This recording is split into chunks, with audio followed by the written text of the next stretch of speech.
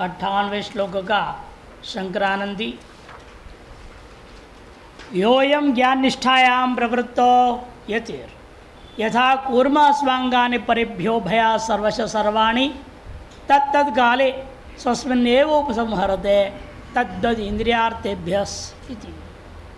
वह यह जो ज्ञान निष्ठा के लिए प्रवृत्त व्यक्ति है, यति है, यत्नशील, वह जिस प्रकार से कूर्म कछुआ स्वांगानी अपने अंगों को परेभ्यो भया दूसरों से भय के कारण से सर्वशः सब ओर से सभी इंद्रियों को तत्काले उसी क्षण उसी समय में स्वस्मिन्नेव अपने में ही उपसंहार कर लेता है।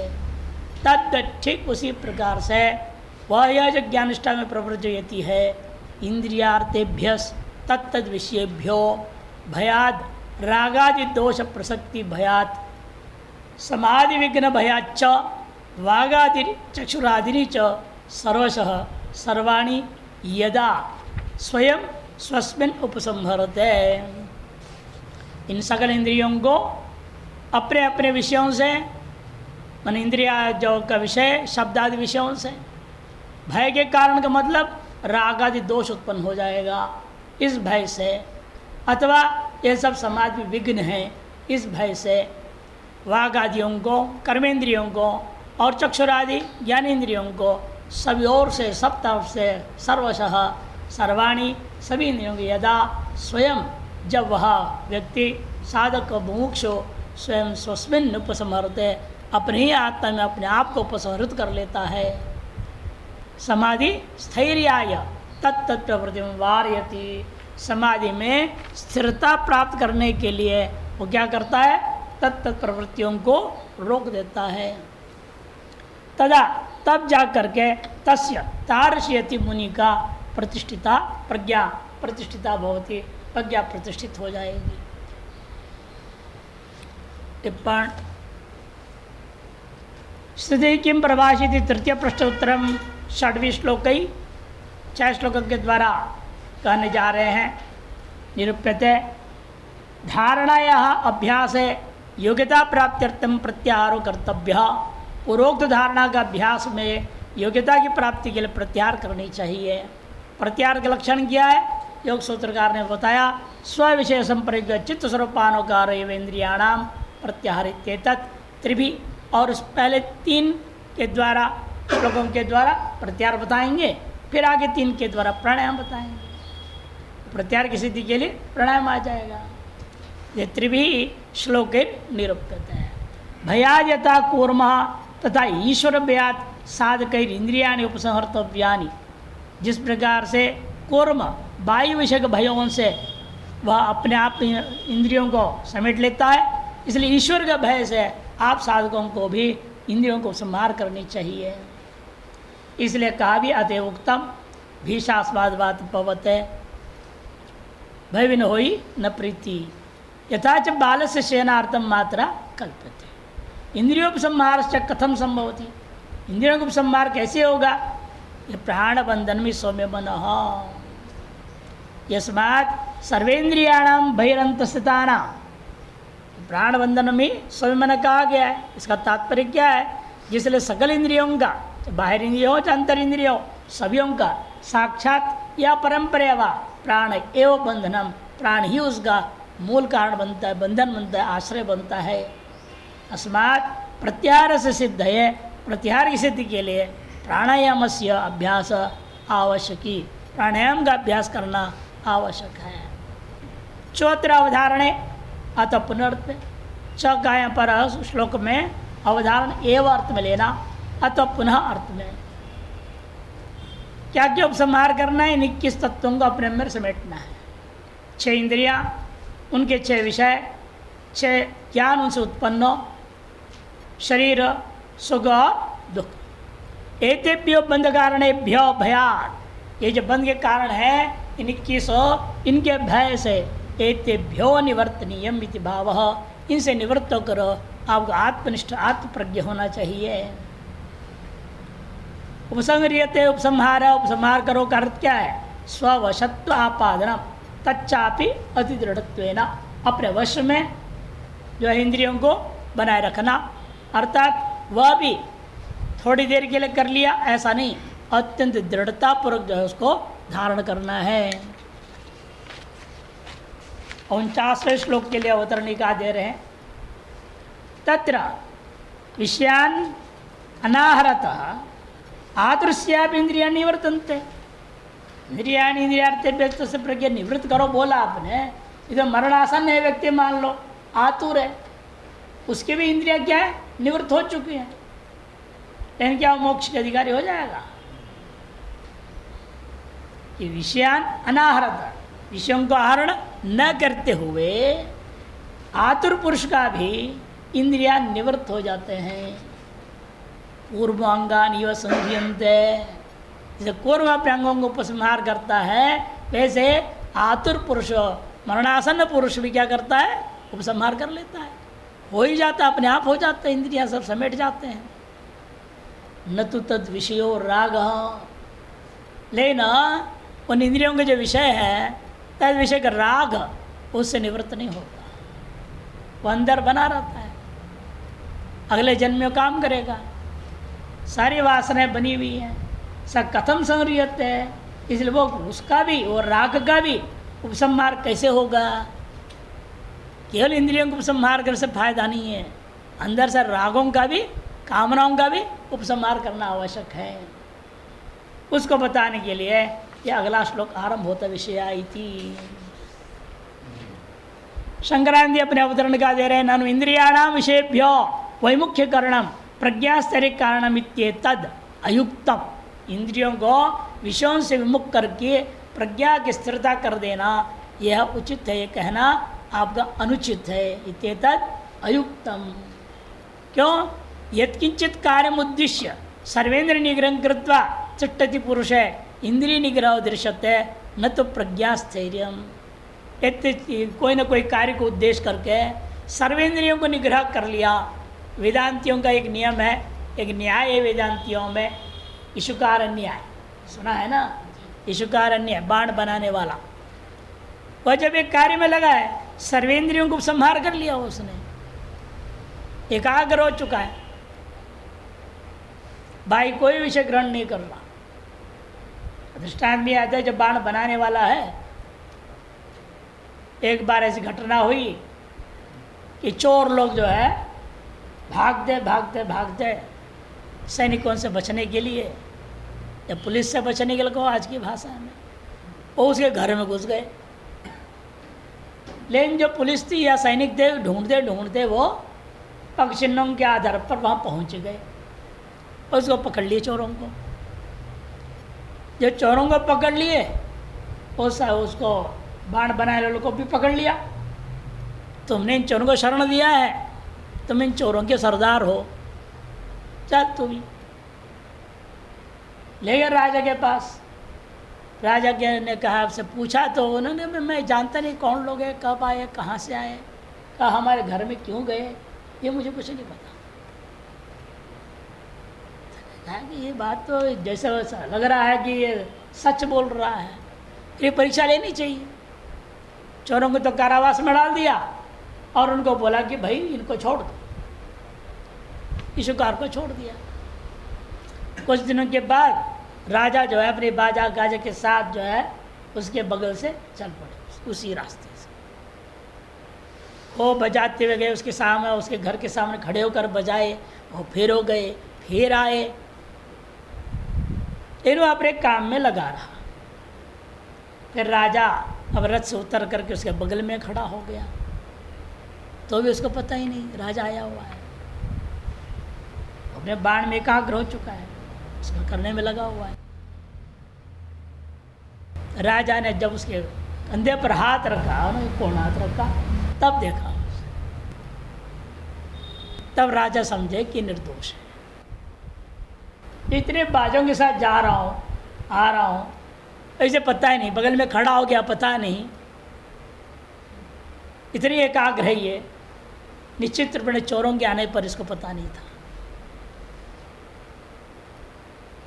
तात्पर्य वह एकाग्रता से सर्वेंद्रियों को हटा करके जैसे ईश्वकार जो है अपने एकाग्रता और अपने कार्य में संलग्न हो जाता है, ऐसे कोई भी व्यक्ति अपने अपने कार्य में संलग्न हो जाता है। हमारे यहाँ भी महात्मा ब्रह्मचारी ऐसे अपने अपने कार्य में ऐसे संलग्न हो जाते हैं, या चोरी भी हो जाए कुछ पता नहीं चलता। फिर बाद में बोलते हैं कैमरा में खोल के देखिए तो वहाँ कब हुआ, कैसे हुआ, कौन ले गया। एकाग्र है, मैं पता नहीं कौन आया कौन गया, क्या घंटी बजी नहीं बजी, कुछ पता नहीं। अच्छा है एकाग्र होना, तो विद्यार्थी के लिए अच्छा है। लेकिन ग्रंथ में भी ऐसे एकाग्र हो जाए शास्त्र में, तब तो मजा आए। लेकिन इसमें नहीं होते हैं, मोबाइल में हो जाते हैं एकाग्र।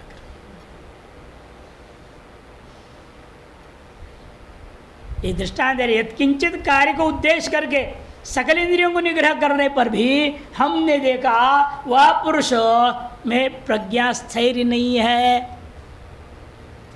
इंद्रिय निग्रह दृश्यते न तो प्रज्ञा स्थैर्य। इसे इंद्रिय निग्रह से प्रज्ञा स्थैर्य क्या हो जाएगा कि जो आपका कहना ठीक नहीं है, यदि चैन न हो तस्य रागवत्वेन ब्रह्म ज्ञानम तनिष्ठा च न संभवती। लेकिन वह व्यक्ति में जिस कार्य कर रहा है उस कार्य के प्रति राग है, रागवान पुरुष है, सकाम पुरुष है, एकाग्र हुआ है, वही जो भगवान ने कहा ध्याय तो विषयान पुरुष, विषयों में उसका ध्यान लगा हुआ है, तत्व के बारे में जानता ही नहीं। ब्रह्म ज्ञानम तनिष्ठा च न संभवती। ऐसे रागवान पुरुष के लिए न ब्रह्म ज्ञान हो सकेगा, न उसमें निष्ठा हो सकती है। इति सूचयितुम महा, इसी का सूचित करने के लिए कार्य विषया विनिवर्तन्ते निराहारस्य देहिनः रसवर्जं रसोप्यस्य परं दृष्ट्वा निवर्तते। विषया विनिवर्तन्ते निराहारस्य देहिनः रसवर्जं रसोप्यस्य परं दृष्ट्वा निवर्तते। विषया विनिवर्तन्ते निराहारस्य देहिनः, निराहारस्य अनाह्रियमाण विषयस्य इत्यर्थ। जब विषयों का अपहरण नहीं करोगे अपने आप विषया विनिवर्तन्ते, विषय से निवृत्त हो जाओगे। रसवर्जा, लेकिन राग को छोड़ के, लेकिन राग कब निवृत्त होगा? रसोप्यस्य परम दृष्ट्वा निवर्तते। राग मने वासनाएं, जो कामनाएं हैं, इनकी निवृत्ति पूर्ण आनंद अनुभूति के होने पर ही होगा।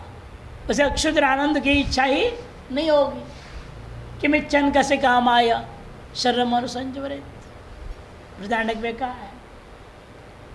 अगर कौन सी कामना किस इच्छा की पूर्ति के लिए पर शरीरादि में वो आसक्त तो कर रह जाएगा, नहीं रहेगा। इसीलिए रसवर्जम विषय निवर्तन्ते, रसोप्यस्य परम दृष्टि निवर्तन्ते। पर को देखने पर ही, आत्मा अनुभूति होने पर ही निवृत्त होता है।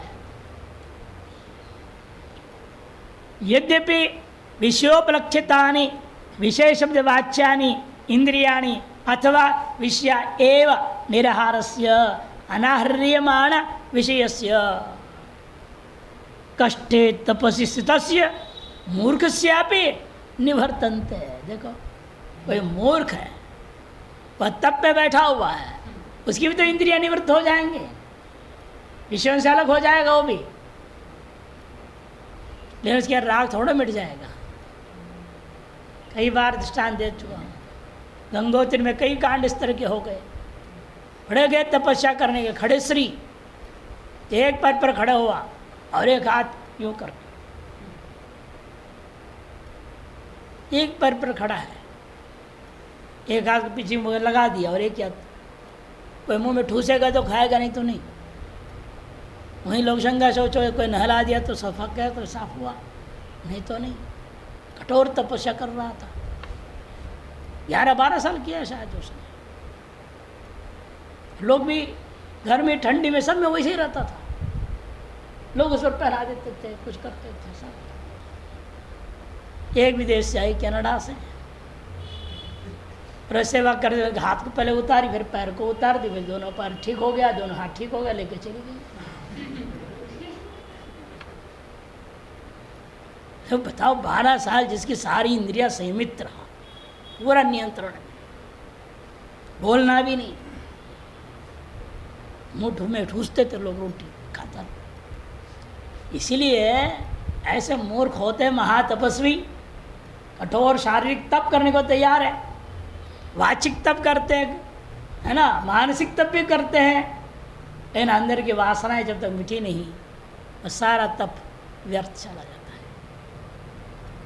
तो इसलिए कर भाष्यकार, यद्यपि ये देखने को मिलता है विषयों से उपलक्षित, विषय शब्द वाच्य इंद्रियां भी अथवा सारे विषयों से भी निरहारस्य अनाहर्यमाण विषयस्य, जो योगी, जो देहीना, देही मैंने जो जीवात्मा, जो मूर्ख जीवात्मा है, जो सकल इंद्रियों के विषयों को ग्रहण करना बंद कर दिया, कष्टे तपस्या, कठोर तप में स्थित है वो, ऐसा मूर्खस्यापि निवर्तन्ते देहिनो देवदत्ता इत्यादि, देवता,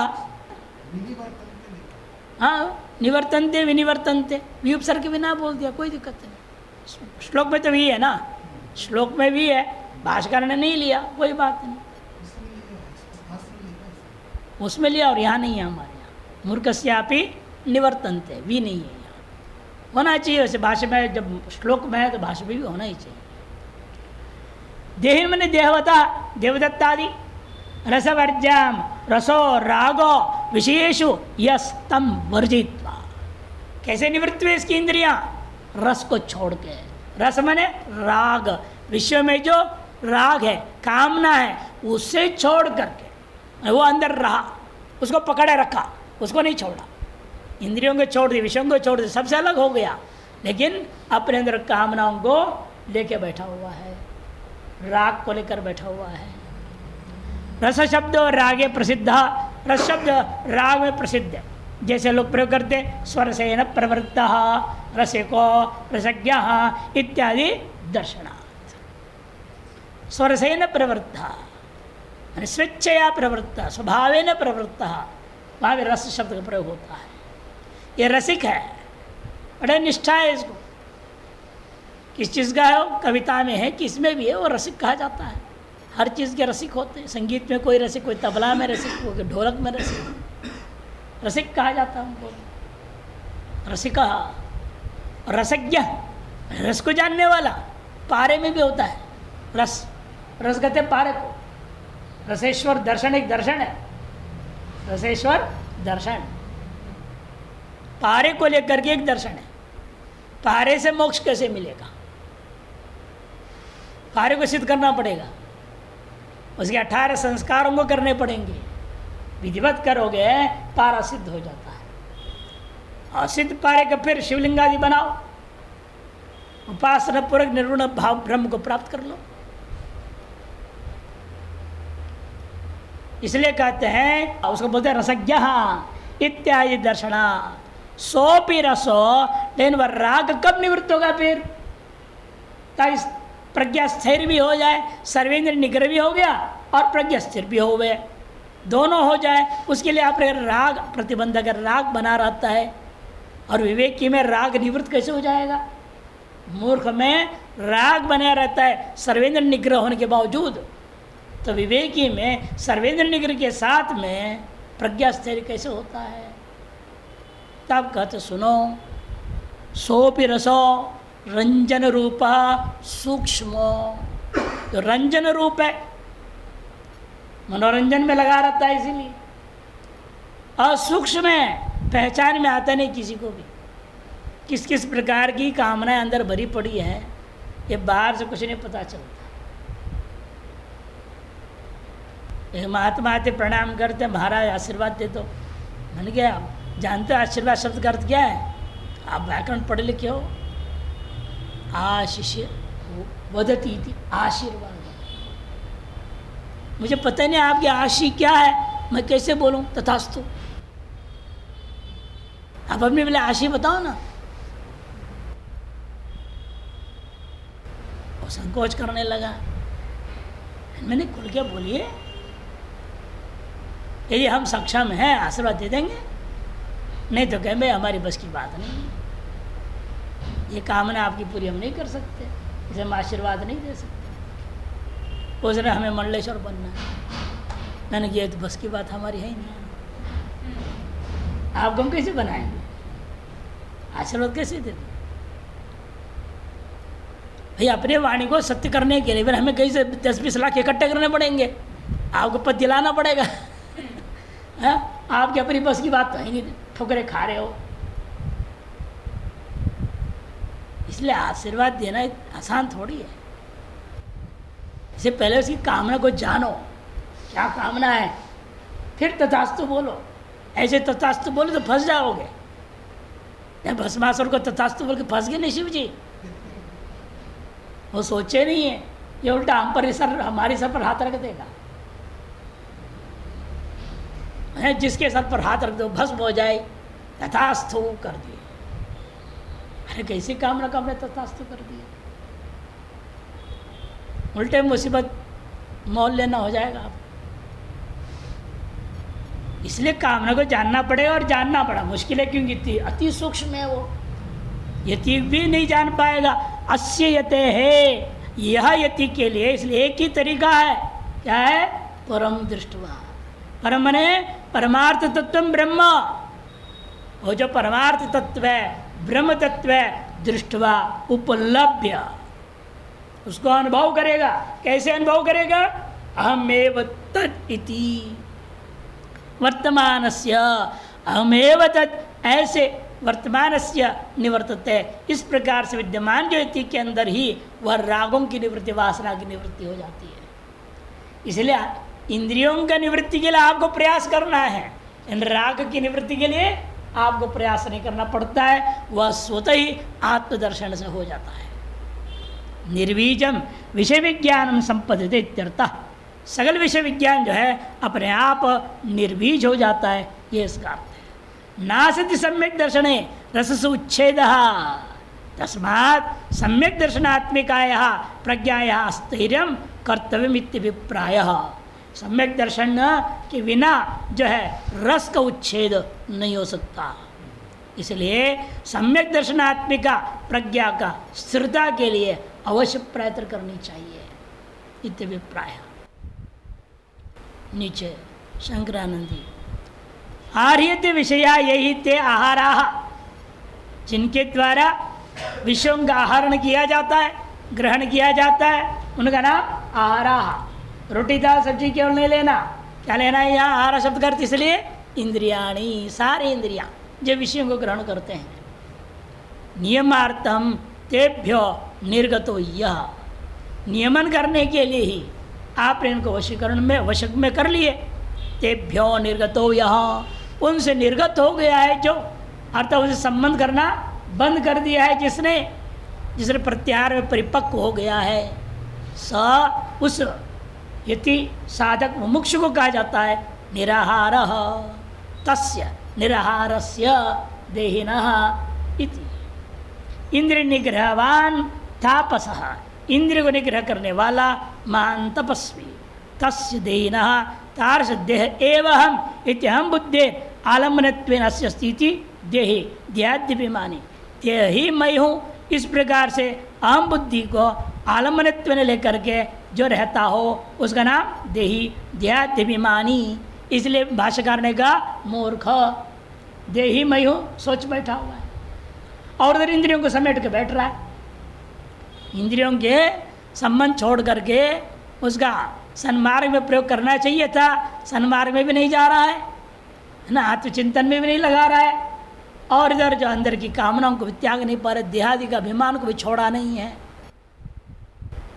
देहिनः देह एव अहम इति अहम बुद्धेः आलम्बनत्वेन अस्य अस्ति इति देही देहाद्यभिमानी, तस्य इंद्रियाणां निगृहीतत्वात् विषय शब्दादि सर्वे विनिवर्तन्ते। वह इंद्रियों को निग्रह कर लिया, अतः सारे विषय जो शब्द आदि हैं वे भी उससे निवृत्त हो जाते हैं। विशिष्य निवृत्ता भवन्ति, भी सर के बोल दिया ना, विशिष्य विशेष तौर पर ये सब निवृत्त हो जाएंगे। लेकिन एक चीज़ अभी उससे अलग नहीं हो रहा है, क्या? रसवर्जम, रागम बिना। राग को छोड़कर सब कुछ निवृत्त हो गया, अंदर राग लिए हुए बैठा हुआ है। चाहे लोग केशना है, पुत्रेशना है, वित्तेशना है, कोई न कोई केशना लेकर के तपस्या में बैठा हुआ है। इसे मौका मिलते ही वो तपस्या समाप्त हो जाती है। एक और चीज, गायक थे, बहुत बढ़िया, बड़े महात्मा का शिष्य है और संगीत में माहिर थे, स्वयं भजन लिखते थे। नहीं आता था, अंदर से लिखते थे, अच्छी स्थिति थी। वो भी गंगोत्री में तपस्या करने लगे। आश्चर्य की बात है, उनके लिए भी कनाडा से ही आई, उनसे शादी कर ली। दोनों संगीत गाते, दोनों भजन गाते थे, बहुत बड़ी बड़ी भजन गाए। हनुमान चालीसा वगैरह बहुत बढ़िया गाए हैं, आज तक प्रसिद्धि है।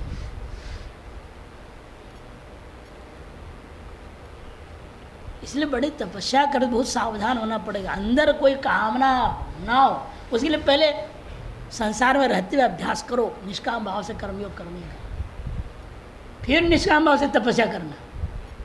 यदि पहले कामनाओं को निपटाए बिना सीधा वहाँ जा कर के आप जो लगे रहेंगे तो गड़बड़ होगा। निष्काम भाव से कर्मयोग करिए, निष्काम भाव से जो है उपासनाएं कीजिए, उससे अंतःकरण शुद्ध जैसे से हो जाएगा तो आप राग के जाल में फंसोगे नहीं। और अपने आत्मानुभूति होते ही यत्किंचित जो अंदर पड़ा भी हो, जन्मांतरीय वासनाएं भी सब ध्वस्त हो जाए, सब भस्म हो जाए। से राग को छोड़ के सविनिवृत्त हो गया उस व्यक्ति का। रसवर्जम रागम बिना, रसो रागे गुणे द्रव्ये इत्यभिधानात् रसो रागो न गच्छति इत्यर्थ। वर्जम का मतलब है उससे राग जो है अलग नहीं हुआ, निकल नहीं गया, बाकी सब अलग हो गया, बाकी सबसे निवृत्त हो गया, किंतु राग से निवृत्त नहीं हुआ है। रागो लिंगम अबोधस्य, राग ही सबसे मुख्य हेतु है, लिंग पहचान है। आपके अंदर अज्ञान अभी बाकी है। अज्ञान का पहचान परिचायक, जो पहचान कराने वाला, वह है आपके अंदर की कामना, राग। रागो लिंगम अपोजिति नियमात सर्वम इदम अहंच ब्रह्मैवैति। आपको क्या अभ्यास करना पड़ेगा इस राग को तोड़ने के लिए? सर्वम इदम अहम च, ये जो कुछ भी है सब और मैं, सब कुछ क्या है? ब्रह्म ही है। यह अभ्यास करना पड़ेगा। सर्वस्य स्वस्य च ब्रह्म मातृत्व ज्ञानम रागश्च, और सभी को और स्व को भी ब्रह्म मातृत्व ज्ञान करोगे तो क्या होगा? राग भी ब्रह्म हो जाएगा। राग भी ब्रह्म दृष्टि आ जाएगी। जब सभी को ब्रह्म समझ रहे हो तो राग भी ब्रह्म हो जाएगा, उसे ब्रह्म दृष्टि हो जाएगी। नैतद्वयम एकत्र स्थातुम शक्नोति, और इसलिए दोनों एक साथ भेदपूर्वक एक जगह रह ही नहीं सकेगा। ब्रह्म ज्ञान भी हो और राग भी हो, दोनों एक साथ आपके अंतःकरण में नहीं हो सकता। जैसे ब्रह्म ज्ञान पक्का होते जाएगा, राग मिटते जाएगा। अतो रागवत्वादेव अस्य बोधा भाव, इसे राग वाला जब तक है वो तब तक उसे ज्ञाना भाव है। ततएव रुद्धेन्द्रियत्वेपि, इसलिए अपने सर्वेंद्रियों को रुद्ध कर लिया, निरुद्ध कर दिया है, फिर भी न प्रज्ञास्थैर्य प्रसक्ति है, उस प्रज्ञास्थैर्य की प्रसक्ति नहीं हो सकती। तरी कथम तो राग निवृत्ति प्रज्ञा च सिद्ध्यति, फिर राग की निवृत्ति कैसे होगी और प्रज्ञा की सिद्धि कैसे हो सकेगी? इत्याकांक्षा महा रसोपि इति परम दृष्ट्वा रसोपि निवर्तते। अस्य मौनेन इंद्रिय निग्रहेण व्रतादिना चित्त शुद्धौ सत्याम। देखो क्या क्या करना पड़ेगा? मौन धारण करो, मौनेन इंद्रिय निग्रहेण व्रतादिना चित्त शुद्धौ सत्याम। इंद्र निग्रह करना पड़ेगा, व्रतादि का व्रत आदि से यज्ञ पूजा पाठ सब करने पड़ेंगे, उपासना सब करो। व्रतादि कह दिया, यज्ञ दान तपसा अनाशके न, वेद में भी कहा है ना, वृदान उपनिषद। इन सब के द्वारा आप पहले अपने चित्त को शुद्ध कर लीजिए।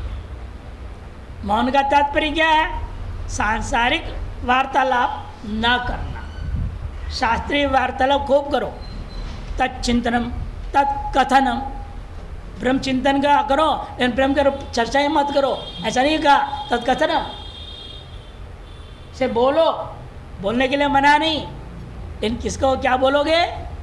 शास्त्र को ही बोलोगे। शास्त्र के लिए ही वाणी का प्रयोग हो, लौकिक व्यवहार के लिए वाणी का प्रयोग ना करना ही मौन है। अर्थात लौकिक व्यवहार के लिए उतनी ही प्रयोग करो जितना आपकी शरीर की स्थिति के लिए आवश्यक बहुत बात है। फालतू बातें में नहीं पढ़ना, जिससे दिमाग खराब हो जाएगा फालतू बातों में। सब राजनीति ही राजनीति चलती है, खचर पचर लोग दिमाग है कचड़ा भरा पड़ा, क्या करें? जो घर छोड़ के इधर आ रहा है कि शुद्ध अंतकरण वाला थोड़े आ रहा है, सब कचड़ा ही आता है वहाँ से। मंडलेश्वर जी विद्यानी जी एक बार कहे भी थे, जो अच्छा माल तो तुम लोग अपने घरों में रख लेते हो, तो पढ़ा लिखा अच्छा बेटा है, लाख रुपए तंगा पर है, वो विदेश भेज देते हो। अरे उनको यहाँ मेरे पास भेजो ना, कचड़ा माल यहाँ भेज देते हो। तो कोई काम का नहीं तेरे घर में, वो तो बाबा बन जा, भाग जा, चलिए बाबा बन जा। और कचड़ा पार्टी लेकर हम क्या करें यार? कितने हम सफाई करें, क्या क्या करें इसको? कितना ठोके पिटे, कितने पढ़ाए लिखे, इतने सही मार्ग में जाना कोशिश करें, तो भी कोई ना कोई गड़बड़ हो ही जाता है। तब बोले थे, जब उनके एक छोटा गुरु भाई था, अंतिम चेला था उनके गुरु जी का, वो ट्रस्टी की बेटी का पीछे पड़ गया। जब ट्रस्टी ने शिकायत जब करी तब उनको ये कहना पड़ा। इसीलिए इतना आसान खेल नहीं है ये चीज़, जो है बहुत कठिन काम। ये छुड़ा दिए उसको, ऐसे नहीं कि उसके पीछे पढ़ने नहीं दिया। जैसे पता लगा उसके बाद वैसे बोल तो दिए, फिर भी उसके पीछे पड़ गए। उसका नाम श्यामानंद था, श्याम चैतन्य से श्यामानंद हो गया था वो। और फिर उसको हटाया, जहाँ से ब्रह्मानंद आश्रम में रख दिए, फिर उसको पूरा निगरानी लगा दिए, नहीं जाएगा, ऐसे बोलेगा नहीं, बात नहीं करेगा, यहाँ कमरे के अंदर रहेगा, और ये रटो वो रटो सुनाओ मेरे को। रोज शाम को आ जाते थे, वहाँ खड़े होते तो सुनाओ क्या रटा आज। उसे दिमाग धीरे धीरे वो सबसे हटा करके शास्त्र में लगा दिए। 2-3 साल बाद वो चला गया, पता नहीं आज तक फिर पता ही नहीं चल रहा है या नहीं मालूम। ये बड़ा मुश्किल होता है, इसे सब करना पड़ेगा। सांसारिक चर्चा कम करो, बेमतलब किसी बातें मत करो, उसे अपनी विजाति से बिल्कुल नहीं करना। अब लड़के हैं तो लड़कियों से बात मत करो, लड़की है तो लड़कों से बात मत करो फालतू का। इसका नाम मौनेन इंद्रिय निग्रहण, और अन्य इंद्रियों का भी निग्रह करना है साथ साथ, केवल वाणी को ही नहीं। वाणी सबसे ज़्यादा खतरनाक है, इसीलिए उसको पहला नाम ले ले मौनेन। इन बाद में अन्य इंद्रियों का भी निग्रह के द्वारा। वो निग्रह कैसे हो जाएंगे? व्रतादिना, व्रत करो, भजन करो, और सबसे बढ़िया है ईश्वर प्रणिधान। भगवान से बार बार प्रार्थना करो, तभी संभव है बात। उत्तरकाशी के महात्मा का, उसका नाम था स्वप्रकाशानंद। वो अपने जहाँ कुटिया मिलती, थोड़ा जमीन था, वहाँ सब्जी वगैरह उगाते थे, और सब्जी ला करके कैलाश आश्रम के वहाँ शिव जी के सामने, और 108 परिक्रमा लगाते थे, दंडवत प्रणाम। उन्होंने पूछा, आप चलो लगा दिया, भोग ले जाओ अपने घर। ना, ये तो यहाँ आश्रम के लिए ये सब्जियाँ, मैं अपने लिए नहीं उगाता। फिर यहाँ चढ़ा दिए, चलिए आश्रम वाले बनाएंगे, खाएंगे, आप भी अन्य क्षेत्र में खाते, आपको उसमें से एक आध दाना मिल जाए तो मिले, ना मिला कोई बात नहीं, खाते तो यहीं पर वापिस है, चलेगा। लेकिन ये चक्कर क्या मामला समझ में नहीं आई। 108 परिक्रमा लगाते हो, तो कहने के बाद हर परिक्रमा में, हर साष्टांग प्रणाम से ही प्रार्थना करता, भगवान आप इसके अहंकार को और इंद्रियों को आप ही नियंत्रण करो, हमारे बस की बात नहीं। ईश्वर प्रणिधान उसको कहते हैं। आप शरणागत हो जाओ, वो ईश्वर ही बचा सकता है, ये अपनी माया से। नहीं तो माया आपको लपेट में, ज्ञानी नाम अपि चेतांसी बलात् न्यच्छति माया, बलात् आकृष्यति माया। ज्ञानियों के विचित को माया छोड़ती नहीं, घसीट के ले जाती है, बलात् का जबरदस्त। और उसे कौन बचाएगा आपको? माया भी बचाएगा। माया से, माया जिसके हाथ में वही ना बचाएगा। मायाम तो प्रेत मायनम तो महेश्वरम। इसे ईश्वर प्रणिधान अथवा ये जो है ईश्वर प्रणिधान के योग सूत्रकार 3 बार बोले। इसलिए उत्तम मध्यम मंद तीनों अधिकारियों के लिए आवश्यक है। समाज अभ्यास करने वाले के लिए ईश्वर प्रणिधान अथवा, अष्टांग योग में भी ईश्वर प्रणिधान आनी नियम में आ गया ना। नियम के अंतर्गत तपस्वाध्याय ईश्वर प्रणिधान आने, और क्रिया योग में भी तपस्या प्रणय क्रिया योग। तो सबसे छोटा 10 में 3 बार कर रहे हैं, सभी अधिकारियों के लिए कर रहे हैं। तो समाधि अभ्यास कर रहे तो भी शरणागत नहीं रहेगा, तेरा समाधि ठप हो जाएगा, फंस जाएगा कहीं ना कहीं। इसे अति आवश्यक है इस बात पर ध्यान देने। शास्त्रकार लोग क्यों इतने जोर दे रहे हैं? सव्रतादिना चित्त शुद्धो सत्याम श्रवणादि जन्य ज्ञानेन, तब श्रवणादि जन्य ज्ञान के द्वारा परम ब्रह्म अद्वितीय दृष्टवा, और जो परम ब्रह्म है अद्वितीय है उसको साक्षात्कार हो जाएगा, स्वभेद रूपेण अद्वैत रूपेण अनुभव में आ जाएगा। इदम एव अहम अस्मि, ये ब्रह्म ही मैं हूँ, मैं ही ब्रह्म हूँ नहीं, ब्रह्म ही मैं हूँ। ऐसा ही थी स्वात्मना साक्षात्कृत तो स्वात्मा के साथ अभेद पूर्वक साक्षात्कार के व्यक्ति के प्रति रसो निवर्तते निर्गच्छति, उससे सारी वासनाएं भस्मीभूत होकर के निकल जाते हैं। विशेषो भोग्यत्व भावना निवृत्तिया राग निवृत्ति, कि विषयों में भोग्यत्व की भावना ही नहीं रह जाती है। कि सर्वम विषय सर्वम ब्रह्म ही देख रहा है वो अभी, इसलिए भोग्यत्व ने नहीं देख रहा, ब्रह्मत्व ने देख रहा है। अतएव भोग्यत्व भावना तो ब्रह्म दृष्टिया निवर्तते, ब्रह्म दृष्टिया निवृत्त हो जाएगा। सर्वस्य स्वस्य च ब्रह्मातृत्व अवगमाग्निना भोक्तृ भोग्यत्वादि भेद बने निर्दग्ध सती, ये सभी को और अपने को ब्रह्मात्र रूपेण अनुभूति कर लिया जिसने, ताश अनुभूति रूपी अग्नि के द्वारा ये भोग्य भोक्ता और भोग रूपी जो त्रिपुटी आत्मक जो जंगल है पूरा जंगल भस्म हो जाता है। वने निर्दग्धे सती, पूरा ये जंगल संसार क्या त्रिपुटियात्मक है, भोग्य भोक्ता भोगात्मक है, तो सारे के सारे नष्ट हो जाएंगे।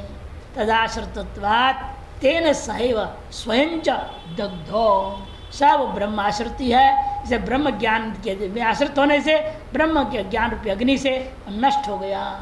सहैव स्वयं च दग्धो, और उसके वजह से स्वयं का भिन्न अस्तित्व था, मैं जीव हूँ भाव था, और जीव भाव भी खत्म हो गया।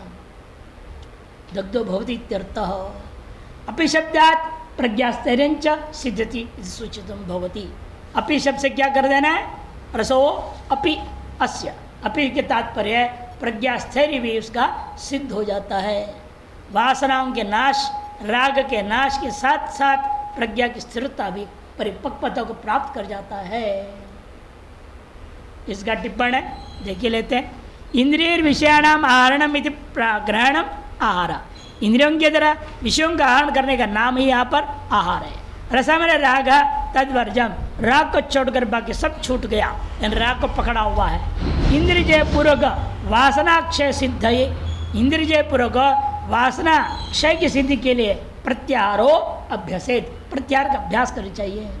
विनिवर्तन्ते इत्यस्मिन् शब्दे वीति उपसर्गात् गम्यते विशेषतर पूर्वकमेव विषयाः निवर्तन्ते, विशेषतर पूर्वक ही इन विषयों से आप अलग हो पाएंगे। किंतु वासना क्षयस्तु, वासना क्षय के लिए कोई प्रयत्न की जरूरत नहीं। परम दृष्टवा अनायास एवं निवर्तन्ते, वो अनायास ही परा का अभेदानुभूति होते ही हो जाएगा। लक्ष्य अतिरिक्त अदर्शनात्, लक्ष्य मतलब ब्रह्म से भिन्नत्व न राग क्या कुछ भी नहीं रह जाएगा। सुखदेव का समान दृष्टांत ले। सुखदेव कैसे थे? उनको लक्ष्य के अलावा कुछ दिख ही नहीं रहा था। लक्ष्य क्या दिया था जनक के द्वारा? एक कटोरा पानी, इसका एक बूंद गिरना नहीं चाहिए, ये लक्ष्य था उसका। पूरी बाजार घुमा दिया, खिलखिलाते नौजवान लड़कियों को लगा दिया, वो नाच रही गा रही हैं, उनको आकर्षण कोशिश कर रहे हैं, लेकिन वह पूरी बाजार घूम लिए। पूछा क्या दिखा? जब पानी के लोग कुछ दिखा ही नहीं, एक कटोरे का पानी दिख रहा था, बूंद न छलक जाए इसकी, और कुछ हमें पता ही नहीं, सुनाई नहीं दिया, दिखाई नहीं दिया, कुछ भी नहीं। और यहाँ तो बाजार घुसते चारों तरफ देखने लग जाएंगे, कहाँ क्या कहाँ क्या कहाँ क्या। आंखें तो इतनी घूम जाती हैं, बुलेट ट्रेन भी फेल है। इसलिए नियंत्रण करना बहुत जरूरी है। पहले लक्ष्य पे जाओ, एक काम, एक सब्जी लेने की बस सब्जी दिखनी चाहिए और कुछ नहीं दिख रहा है, कोई लेन देन नहीं बाकी चीज़ें। और दूसरा दृष्टांत अर्जुनवत, अर्जुन को क्या दिखा परीक्षा में? मछली की आंख, मछली की आंख के लोग कुछ नहीं दिखा उसको। हाँ, यहाँ तो मछली की आंख, मुख्य परीक्षा यहाँ हुई थी ना, परीक्षा तो मछली की आंख में थी। और तीसरा साधो सेवकवद्वा, साधु का कोई भी सेवक होता है, वह साधु के अलावा उसको कुछ दिखता नहीं संसार। सेवक का काम क्या है?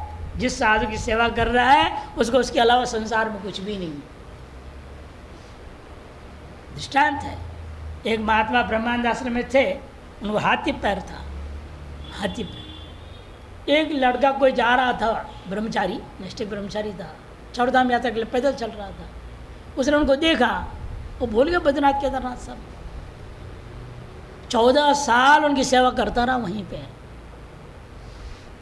उसके बाद उसी दिन जैसे ही गंगा छोड़े जाने को लगा तो रोका, अरे कहाँ जा रहे हो भाई, तुम यहीं रहो। पता नहीं, मेरा काम लक्ष्य था, वो काम हो गया, अब क्या मतलब मेरे को आश्रम से, आप लोगों से क्या लेना देना। इन महाराज ने कहा, मंडलेश्वर ने, 16 तक तो रहो, ठीक है। हाँ, विद्यानंद गिरी के जमाने हम लोग के सामने। तो फिर उन्होंने कहा ठीक है, वो रह गए, 16 हुआ, भंडारा हो गई, अंतिम पंगत में वो बैठे और प्रसाद पाए, गए तो आज तक पता नहीं। मैंने इसका मतलब कि उनका लक्ष्य आश्रम के कोई लाभ उठाना ही नहीं था। लोग तो हम यहाँ इतना रहे, इतना सेवा किया, हमको इस कमरे पर अधिकार है, जबरदस्ती बैठते हैं। वो है वास्तव में लक्ष्य के अनुरूप चलने वाले, वो सब दृष्टांत है। रसिक बने स्वेच्छावशवर्ती इत्यर्थ, रसज्ञ बने विवीक्षित अपेक्षित ज्ञाता इत्यर्थ।